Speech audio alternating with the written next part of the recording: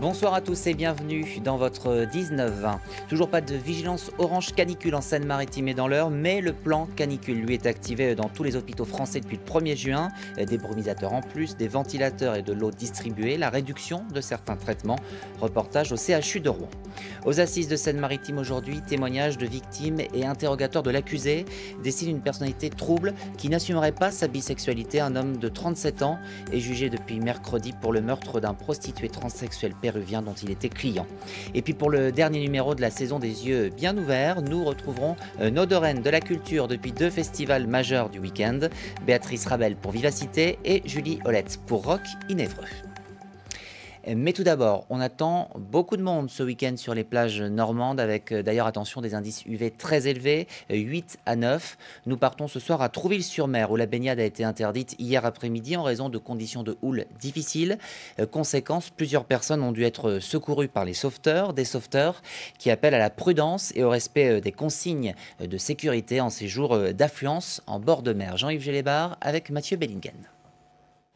Il est 11h, nous ouvrons le poste de secours. Vous pouvez voir que nous avons la flamme orange, c'est une baignade dangereuse et donc surveillée. Drapeau orange certes, mais la plage de Trouville-sur-Mer a retrouvé un air de vacances, bien loin du coup de chaud de ce jeudi soir.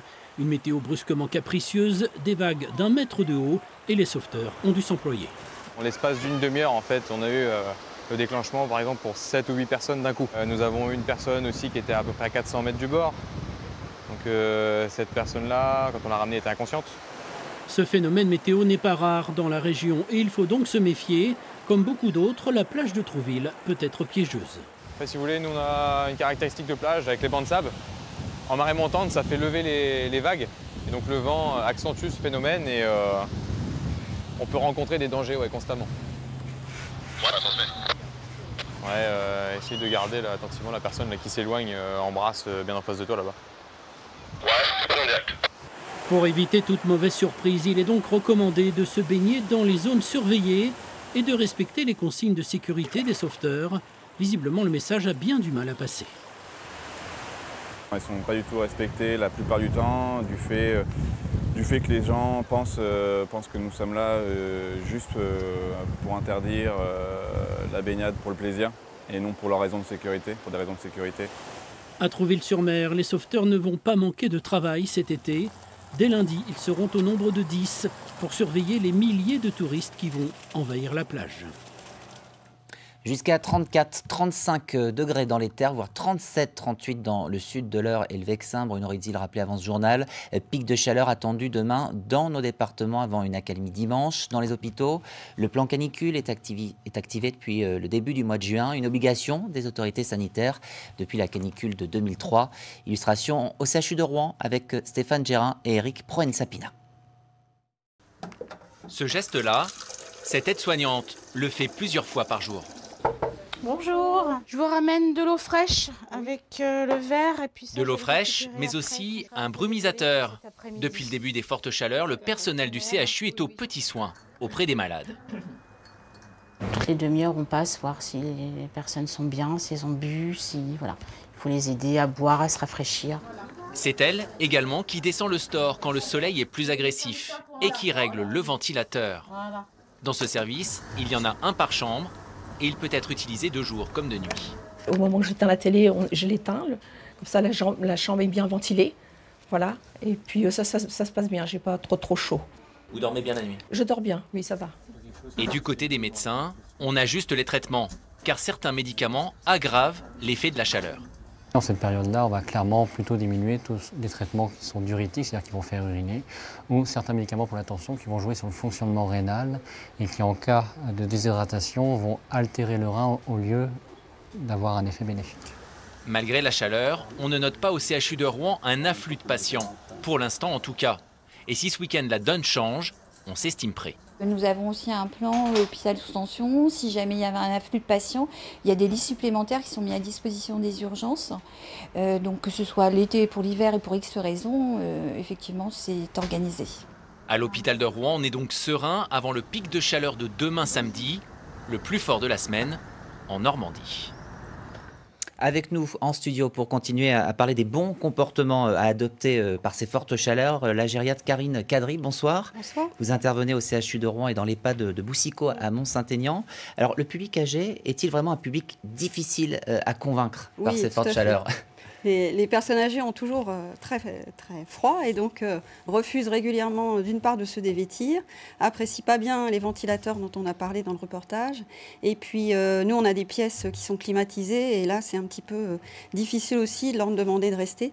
Elles veulent toujours qu'on remonte un petit peu la température de la pièce climatisée. Mais ils ne ressentent pas cette chaleur physiologiquement parlant ? En fait ils la ressentent pas, ils ne suent pas, donc en fait c'est ce qui majeure aussi le risque de déshydratation. Et donc c'est couche après couche où voilà, on n'arrive pas à les dévêtir.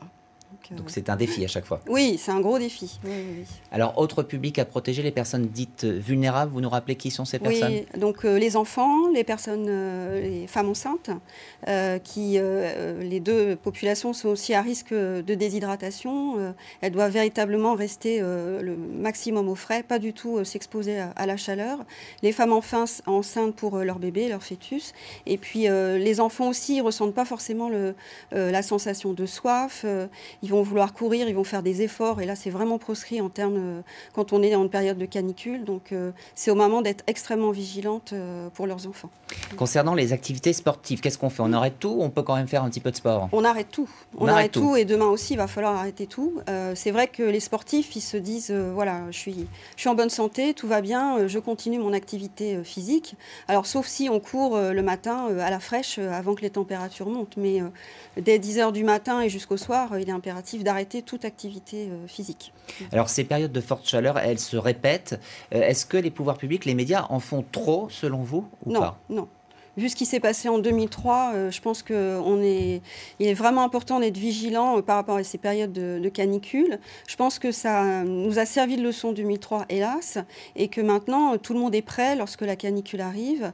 Les professionnels de santé déclenchent le plan canicule très vite, sans même forcément qu'on leur demande. C'est dès le 1er juin. Dès le 1er juin, voilà. Mais même en dehors, au printemps ou à l'automne, quand il fait chaud, ils ont toujours ces mêmes réflexes de ventilateurs, de brumisateurs, de déshabiller les gens pour qu'ils soient vêtis le moins possible. Le mercure commence à monter dans le département, bien sûr rien à voir avec le sud-est, mais il n'y a pas de vigilance orange qui a été déclenchée pour demain dans la Seine-Maritime et l'Eure, ça vous surprend ?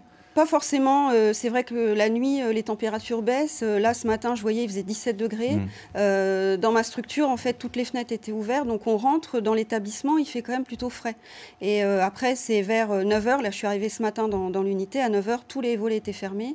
Et il faisait assez frais, en fait, dans les chambres. Voilà, bon, après, la température monte. C'est pour ça qu'officiellement, on n'est pas en canicule, on le rappelle, voilà, puisque la température n'a pas suffisamment baissé la nuit. Voilà, tout à fait. Merci beaucoup, Karine Kadri, d'être venue nous rappeler donc ces recommandations essentielles en ces périodes de forte chaleur. Merci. Et qui dit forte chaleur dit augmentation du niveau d'ozone dans l'atmosphère. La procédure d'information et de recommandation est déclenchée pour demain dans toute la Normandie, excepté la Manche.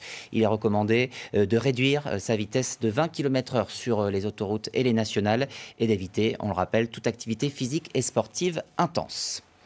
Justice avec le 3e jour du procès aux assises de Seine-Maritime d'un trentenaire jugé pour le meurtre d'un prostitué transsexuel péruvien en février 2016 à Rouen.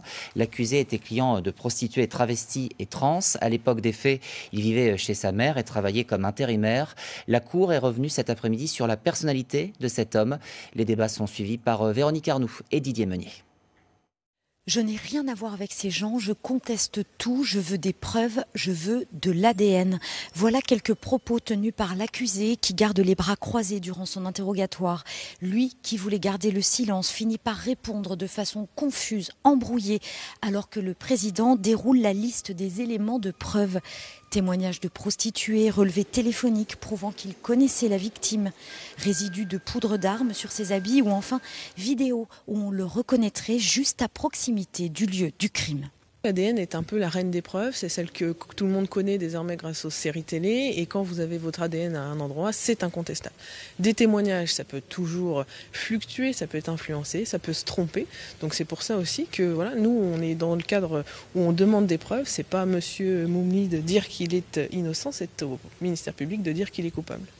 D'une fratrie de 9 enfants, l'accusé était un repère pour sa famille, notamment depuis le départ de leur père pour le Maroc. Pour les prostituées de la gare, l'accusé était un client, je cite, un peu bizarre, souvent bourré, trop insistant. Il marchandait les tarifs.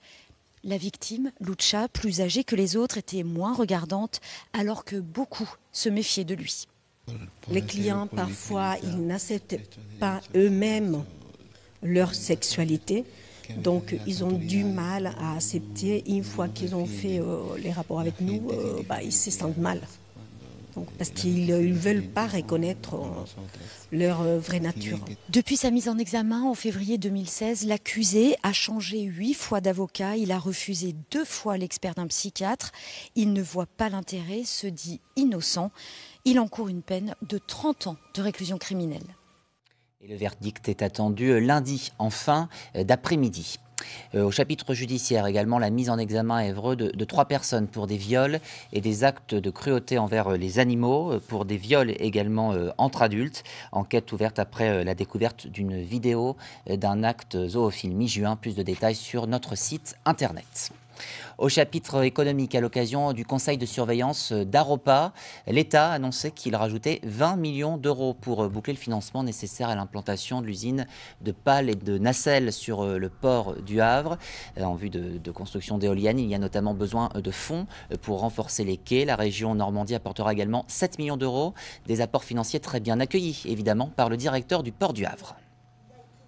C'est un projet qui nous permet d'entrer de plein pied dans la transition énergétique, d'être des acteurs de premier rang dans la transition énergétique, avec une usine de nacelles et de pales d'éoliennes offshore qui sera une usine de référence et un partenariat industriel de long terme. Donc c'est ce qui nous importe aujourd'hui dans ce partenariat qui est construit. Et effectivement, vous avez raison, ça va faire rentrer le port du Havre dans une nouvelle ère qui est liée aux énergies de demain.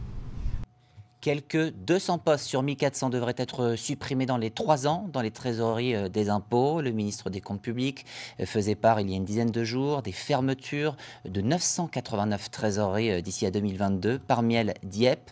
Grande inquiétude sur place. Grégory Archiapati, Judicaël Rousseau. Jean-Marc est adjoint au Centre des finances publiques de Dieppe. Il travaille ici depuis 3 ans. Et malgré ce que dit la direction, il craint que la réforme qui prévoit de transférer certains services de ce centre à eux soit également suivie de mutations forcées des agents.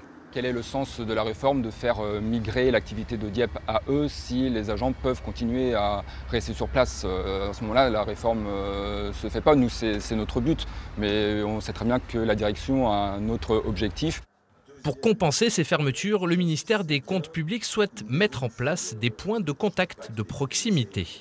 Pour la Seine-Maritime, c'est 15 contacts de plus. On sera présent dans 57 communes. Donc, une proximité à l'usager, qui est une volonté gouvernementale, et d'être aussi présent dans des zones rurales. Ouais, non, mais le problème, il est là. Demain, quand les usagers viendront à l'accueil fiscal de proximité, ce point de contact, la conséquence, c'est qu'on prendra leurs demandes, on les écoutera, mais on ne leur répondra pas tout de suite parce qu'on n'aura pas cette capacité, parce que la personne sera obligée de gérer à la fois la CAF, d'autres organismes, la Poste éventuellement. Donc pour nous, ce qu'on voit, c'est que c'est un plan social qui se met en place. Pour défendre ses services, le député Sébastien Jumel a remis un courrier à la direction régionale des finances publiques signé par des élus de différents bords politiques, avec un objectif, faire reculer le gouvernement. Dans le grand débat, les gens ont dit on veut plus de services publics de proximité. Nos vies valent autant quand on habite à Dieppe, en milieu rural, que quand on habite à Paris ou dans les grandes métropoles. Et le président de la République a dit je vous ai compris. Il nous a compris, mais il continue à assassiner les services publics de proximité. Donc, flagrant délit de double discours. Une concertation est organisée entre tous les acteurs de cette réforme jusqu'au mois d'octobre.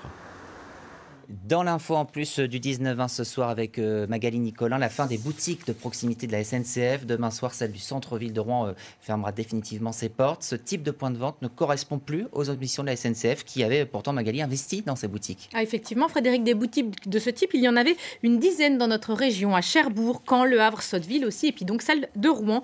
Au fur et à mesure que les agents partent en retraite ou que le bail arrive à échéance, la SNCF ferme les boutiques les unes après les autres. On a demandé aux syndicats s'ils comprenez cette fermeture. Écoutez la réponse de la CGT. Non, on ne la comprend pas. À la fois, ça va empêcher une partie de la population d'avoir accès aux services publics ferroviaires. Je rappelle que tout le monde n'a pas accès au digital. et en même temps, on le voit bien, une gabegie économique quand 2 agents produisent 2 millions de chiffres d'affaires. Je pense qu'on est face à un service qui marche bien et qui est utile aux populations et à l'aménagement du territoire. Alors effectivement, dans la boutique SNCF du centre-ville de Rouen, 2 agents étaient employés. Le chiffre d'affaires annuel a été en 2018 de 1,8 million d'euros, alors qu'il y a eu 3 mois de grève. L'année d'avant, plus de 2,2 millions d'euros. Cela représente une centaine de transactions par jour. Au dire des syndicats, la boutique de Rouen était même parmi les plus rentables en France. Écoutez ce qu'en pense le représentant de Sudrail. SNCF préfère vendre par d'autres canaux qui coûtent moins cher parce qu'il n'y a pas de salariés, ou beaucoup moins, c'est Internet et éventuellement des boutiques mais qui sont privées, c'est les bureaux de tabac ou voire des boutiques multiservices qui sont en train de se monter aussi dans certaines communes en accord avec les maires. Parce qu'en plus de la fermeture des boutiques, la SNCF ferme également des guichets en gare ou alors elle en réduit les horaires d'ouverture. En Normandie, cela représenterait 37 agents et donc autant d'économies sur la masse salariale. Les voyageurs doivent acheter leurs titres de transport sur Internet ou sur des automates. Le service de proximité, c'est dommage, est terminé maintenant. Donc on pense à tous ceux pour lesquels Internet n'est pas une familiarité ou ceux qui préfèrent s'adresser à une personne plutôt qu'à une machine. Une dernière chose, Frédéric, nous avons sollicité la SNCF à plusieurs reprises. Elle n'a pas souhaité communiquer sur ce dossier. Faut-il s'en étonner ? Et oui, parfois la SNCF, c'est la grande muette. Merci Magali. Le Havre a connu hier soir son dernier match de la Coupe du Monde féminine, un quart de finale entre la Norvège et l'Angleterre. L'occasion de faire le bilan de 3 semaines de compétition avec David Frotté et Danilo Comotti. Belle ambiance hier soir encore au stade Océane, 21 000 spectateurs. Ça fait 120 000 en tout sur les 7 matchs organisés au Havre pour cette Coupe du Monde féminine de football. De quoi satisfaire la FIFA. Cette enceinte qui est fermée, où on entend bien le son, répondez aux attentes avec une grosse ambiance, des stades pleins, une ambiance familiale. Et voilà, il y a eu plus de 70% de la capacité du stade qui a été vendue et les gens ont vraiment répondu présents sur le stade du Havre. 12 équipes ont joué ici, toutes n'ont pas eu le même succès populaire. Certaines en plus étaient excentrées autour de Deauville pour dormir et s'entraîner. Mais cela n'a pas empêché de beaux moments d'échange avec le public, comme ici avec l'Afrique du Sud.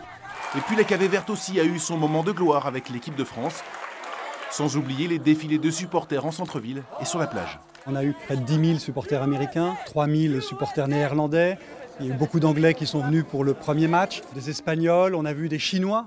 Assez nombreux dans le stade quand la Chine a joué, donc un grand succès pour l'attractivité touristique, mais aussi pour la capacité du Havre à faire venir en effet des étrangers. Hier, ce sont surtout les Anglaises qui ont fait le spectacle. Supérieures physiquement et techniquement, elles ont rapidement tué tout suspense et l'emportent au final 3-0. Les voilà en demi-finale de la Coupe du Monde.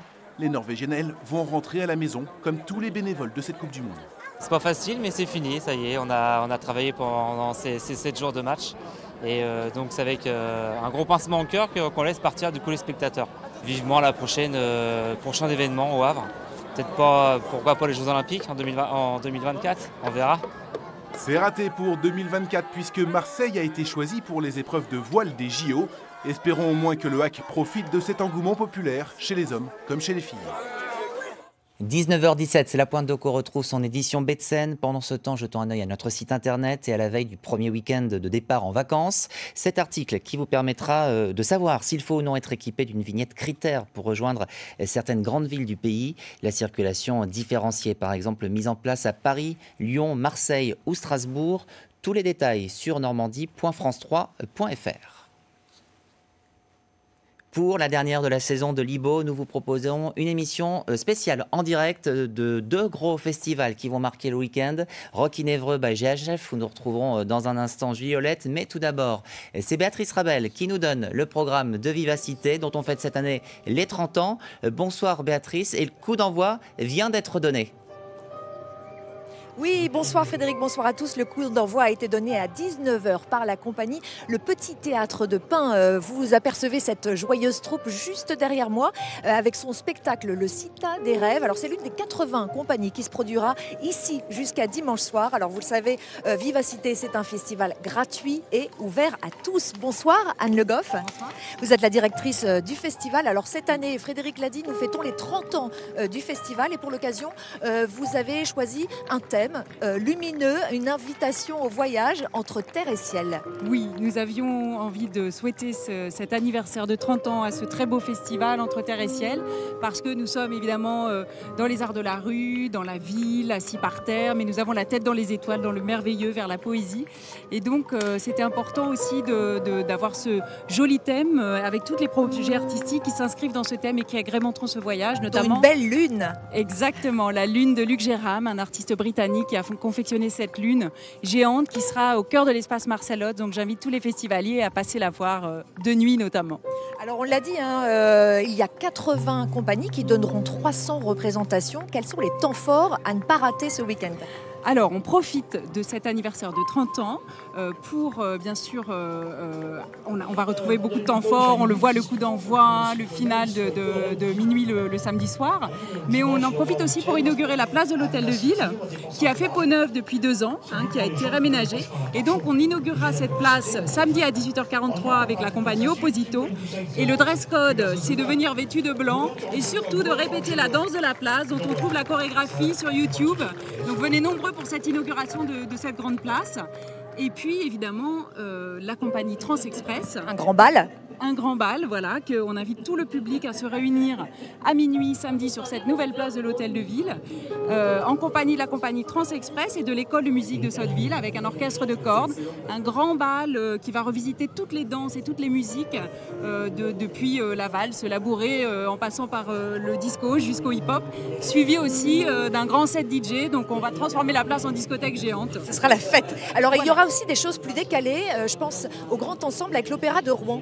Oui, alors nous avons un événement effectivement qui est assez nouveau, c'est-à-dire qu'en partenariat avec l'Orchestre de l'Opéra de Rouen, nous allons proposer la pièce Grand Ensemble à l'immeuble Gascogne, proche de l'espace Marcelotte, aussi à Sotteville, avec 40 musiciens qui seront donc sur les balcons. Les habitants ont ouvert leur balcon pour qu'ils puissent s'installer, harpe, timbales, violon, violoncelle, enfin tout un orchestre symphonique pour cette pièce composée par Pierre Sauvageau.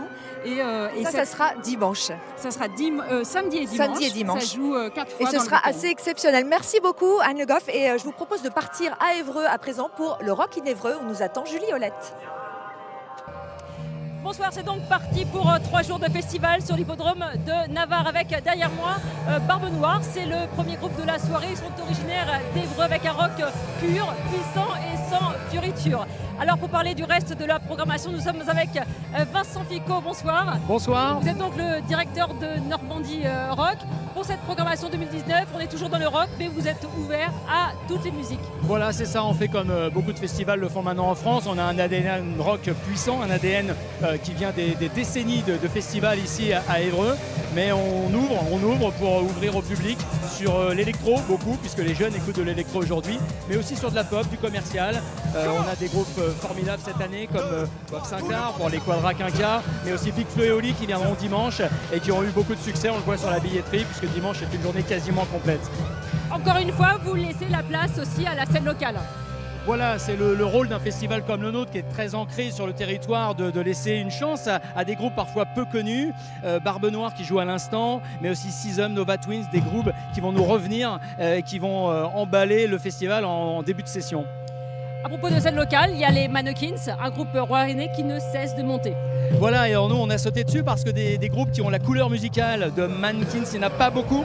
Et du coup, quand on a vu déjà le succès qu'ils avaient et qu'en plus ils étaient de Rouen, on a sauté dessus et on est heureux puisque ça s'est fait. Et donc ils joueront pour nous au festival. Est-ce que c'est difficile de se démarquer aujourd'hui dans un festival? On voit là, dans Seine-et-Marne, il y a un festival qui vient d'être annulé. Comment on se démarque aujourd'hui? En fait, aujourd'hui, on se rend compte que les gens font moins de kilomètres pour parfois aller voir un groupe ou un autre, puisqu'il y a beaucoup de festivals qui ont émergé en France du fait que l'économie du disque a basculé. Et donc aujourd'hui, les artistes ont envie de se produire. Et donc du coup, il y a une multiplicité de l'offre qui fait que plutôt que de faire en sorte que les gens parcourent 150 km, on préfère ouvrir. Ils viennent de moins loin, mais ils viennent plus nombreux. Donc c'est pas si difficile en réalité. Et le Festival Rock, lui, a vraiment cette force de pouvoir faire venir à la fois de loin pour le rock et puis faire venir le public plus près de nous par rapport à cette cible. Dernière chose, il fait chaud, on le voit, hein, mais vous avez fait des aménagements pour les festivaliers. voilà, on a beaucoup travaillé avec la préfecture, on a renforcé bien sûr la sécurité, on a mis un brumisateur qui va marcher en permanence du côté des Deux-Seines, on a même un arroseur automatique qui va arroser les foules, et puis on a surtout rendu aussi la possibilité de venir avec des bouteilles d'eau fermées, ce qui quand même arrange beaucoup et améliore le confort du public. Vincent Ficot, merci pour toutes ces précisions. Le festival, c'est donc jusqu'à dimanche. Il reste encore quelques places. Dépêchez-vous et on va se quitter en musique. Très bonne soirée.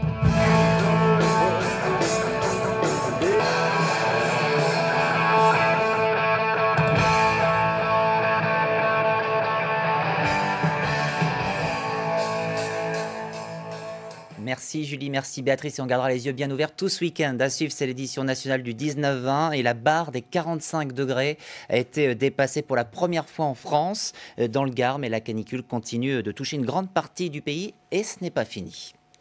Ce week-end, vous retrouverez Angèle Devecchi pour vos journaux. Passez une très belle soirée sur France 3.